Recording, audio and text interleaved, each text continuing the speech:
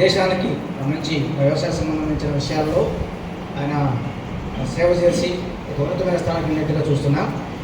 అట్లాగే ఏజెంట్ కూడా మనము అంటే కమిషన్ పరంగా ఏదో లక్షలు సంపాదిస్తామని కాదు, కానీ ఒక 1,50,000 10,000 సంపాదించినా కూడా ఒక ఏజెంట్ అనేవాడు దేశానికి సేవ చేస్తున్నట్లే.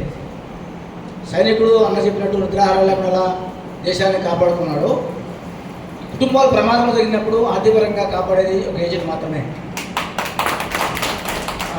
కొన్ని ప్రసంగాలు రాజకీయాల ప్రకారం ఉంటాయేమో, కానీ ఏజెంట్ అనేవాడు కుటుంబాలను కాపాడుతున్నాడు. ఇది సేవ. అంటే సేవలో సంపాదన అనేది దాగి ఉంటుంది. సంపాదన ఎల్ఐసి ఇస్తుంది, మనము కుటుంబాలకు సేవ చేస్తున్నాం.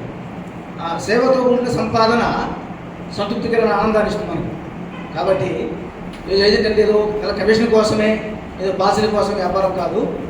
కుటుంబంలో ఇబ్బంది జరిగినప్పుడు, బాధ జరిగినప్పుడు ఆ కుటుంబాన్ని ఆదుకోవడానికి, మరి అవసరాలు ఏదైనా లోన్ పర్పస్ కానీ ఏదైనా అవసరం ఇప్పించడానికి మనం ఒక సేవకుడిగా పనిచేస్తున్నాము, వారికి సహాయం హెల్ప్ చేస్తున్నాము అన్న భావనతో మనం మన ఏజెంట్ కొనసాగించినట్లయితే దాంట్లో సంతృప్తి, ఆనందం ఉంటుంది.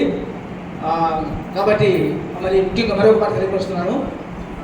మన వృత్తి పరిరక్షణ కాపాడుకునే విషయంలో కూడా ఏజెంట్ అనేది సంవత్సరం ఒక్కరోజు కేటాయించి ఈ మీటింగ్లో హాజరైనందుకు మీకు అందరికీ ధన్యవాదాలు తెలియపరుస్తున్నాను.